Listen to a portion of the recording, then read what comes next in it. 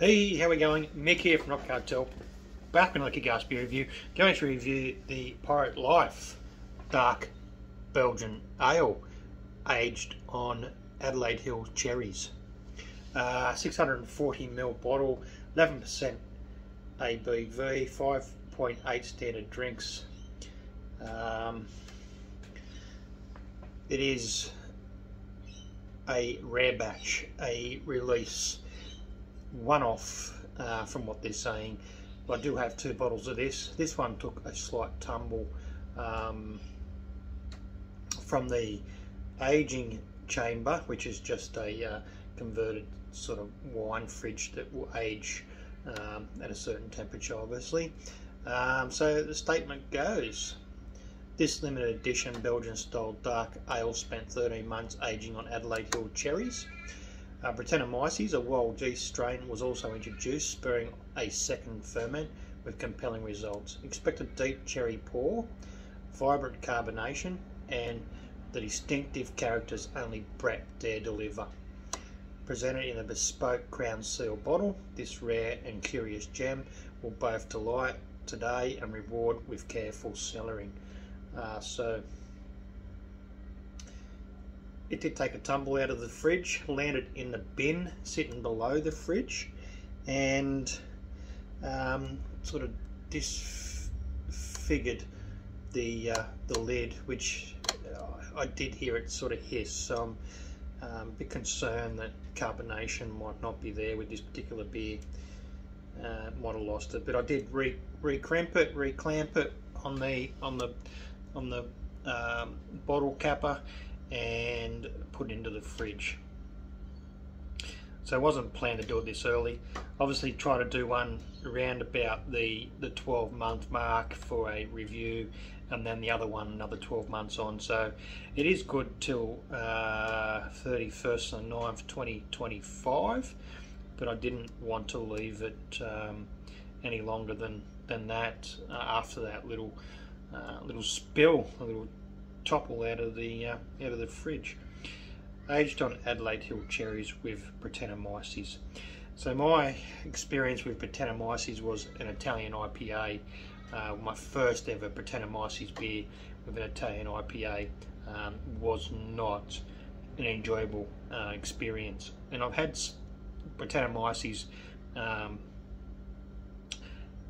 spurred on second ferment type beers after that, and have quite enjoyed them. I think that was back obviously when my palate was a lot younger, not as advanced as it is now, so I feel that I can enjoy beers that are heavily influenced by Brettanomyces a lot more these days. Anyway, 11%, 5.6 standard drinks. This is going to be a absolute whopper of a beer to have. Would have loved to have shared this beer with someone else. I cannot find anyone who shares the same passion for wild, wonderful, left field beers as I do. So this one will probably be very much a slow progress over the course of the night. The Pirate Life Belgian Dark Ale on Adelaide Hills Cherries, second ferment with with Brettanomyces yeast. We'll get it cracked open. Hopefully we get a hiss. Hopefully we get something going on with this particular beer after that little tumble. I'm not expecting much at all. Exactly, nothing there. So I've lost all the carbonation. Went directly to the fridge. It's only sat for a few hours, chilling down, and we'll see what we get from this particular beer. I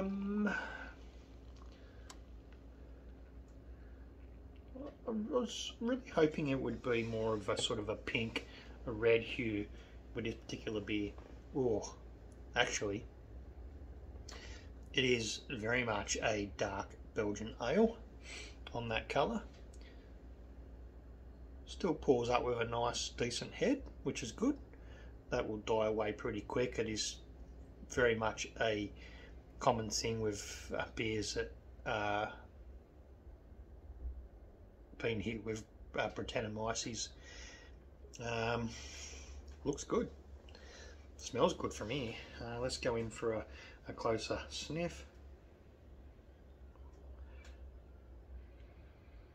Oh, there's that Brettanomyces. Cherries is really prominent too. More prominent away from the glass than it is sort of with my snoz in there.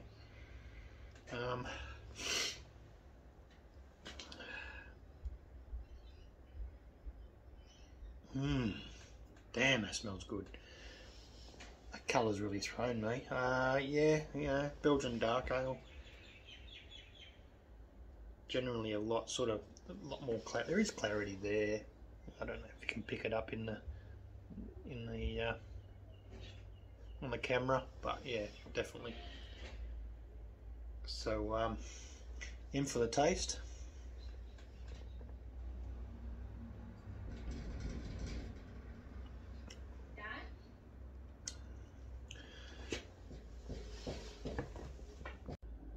Okay, yeah, slight interruption there from the daughter doing her current mathematics assignment. So yeah, I'm back. So in for the taste was the last sort of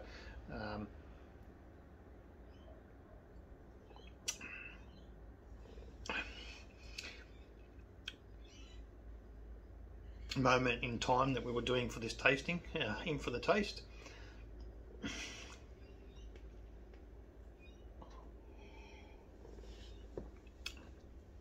Now, as mentioned, yes, my palate for Brettanomyces and sort of aged beers, particularly aged beers on Brettanomyces and other sorts of cultures, I could say not exactly, yeast, more of a, sort of more of a culture thing going on there. For me, is a lot easier to palate, a lot easier to stomach than originally. So, as mentioned, I had a Italian IPA that had been hit with a second edition with Brettanomyces, and it was woeful. I've had some really good ones, particularly Italian IPAs that have been hit with Brettanomyces, and they've been like top notch. I haven't done any reviews on those sorts of beers, so this is sort of the start. There is a couple more there to do. I feel it's about the time to start doing them, because yes, my palate's changed. Yes, everything about myself, and particularly Hop Cartel and Unicorn Brewing Project, is so much more left field, so much more bizarre and quirky, and this beer, I think, I knew was going to sort of head down that road. So yeah, no big ups to whether this beer has actually been barrel aged or not. 16 months on Adelaide Hill Cherries. From the colour, it'd be hard to say what sort of cherries they are, but I'm thinking this being a dark Belgian ale, and it could have been dark or black, what they call black cherry, may have been the introduction on this. Might do a little bit of research and find out exactly what sort of cherries are grown in Adelaide Hills, down south of the east coast of Australia. Other than that, I'm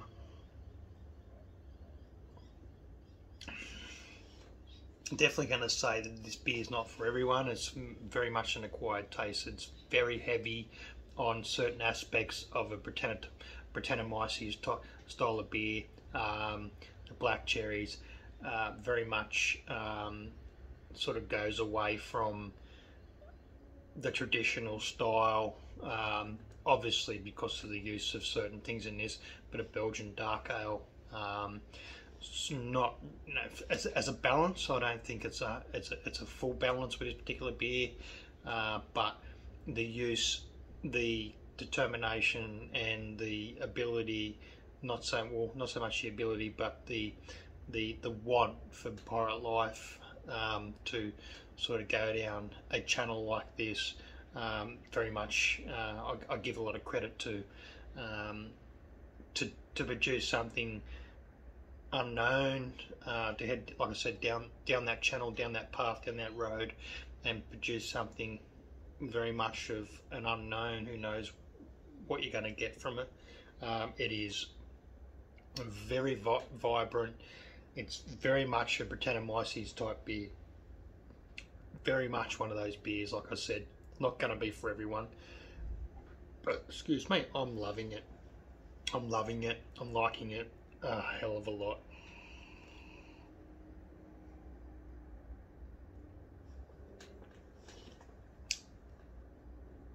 I think this beer would also, to add an extra element, would benefit a hell of a lot from something like an oak smoked, or a Manuka smoked malt going into it, just to add that sort of extra dimension. A little bit of that that burnt wood would work really well with those cherries.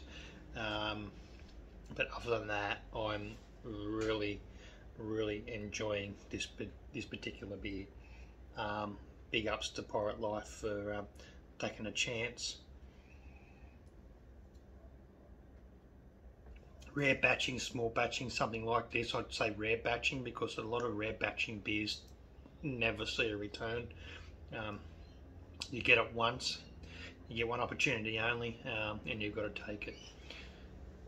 I would highly recommend this to anyone who has very much a aged and hardened palate. Cheers.